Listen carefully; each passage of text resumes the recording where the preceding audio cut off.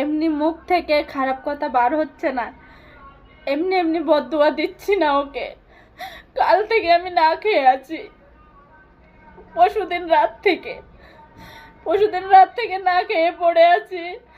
চোখটা এত ব্যথা করছে।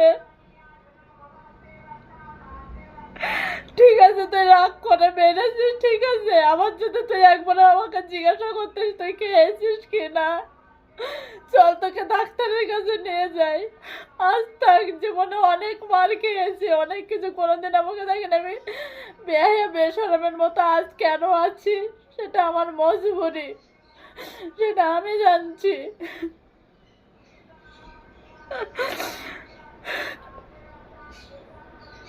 হারাম করে সবসময় মনে হয় আমি নাটক করি,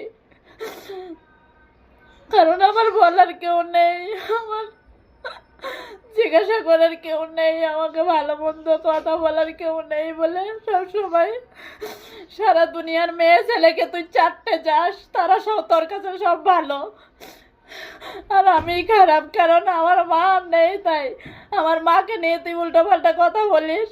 তোর মাকে দেখ, তোর নিজের ফ্যামিলিকে দেখ, কি করে বেড়াচ্ছে, কি করে খাচ্ছে।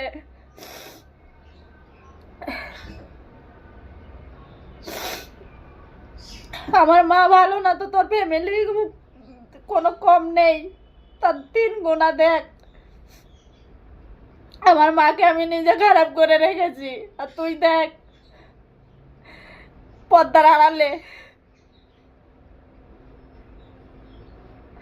তুই আবার আমাকে বলিস উল্টো পাল্টা কথা, এই সেই। তুই যা ভাষায় গালাগালি করিস মুখে আনার মতো না, তুই আমার সাথে এরকম করে করে বলিস। আবার তুই ভাষণ দিতে আসিস, তুই একবারও ভেবে দেখেছিস আমি এই কথাগুলো যে লোককে বলছি তো আমার ফ্যামিলিটার দিকে আগে দেখি।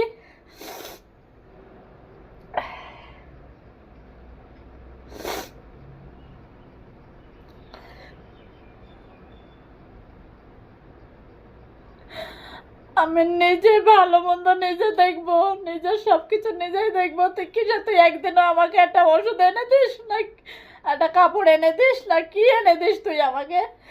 আমি নিজে জানি, নিজে করি, তুই আমাকে দিস?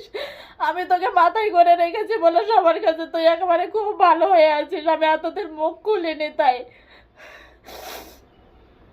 আমার নিজের মার ব্যাপারে সবকিছু বলেছি, কিন্তু তোর ব্যাপারে কোনোদিন আমি কাউকে বলিনি। আমি নিজে তোকে ভালো করে রেখেছিলাম বলে ভালো হয়েছিলি, তোকে ভালো করে রাখার দরকারও নেই। আর আমার কোনো রিশতেদার, আমার কোনো মা বাপ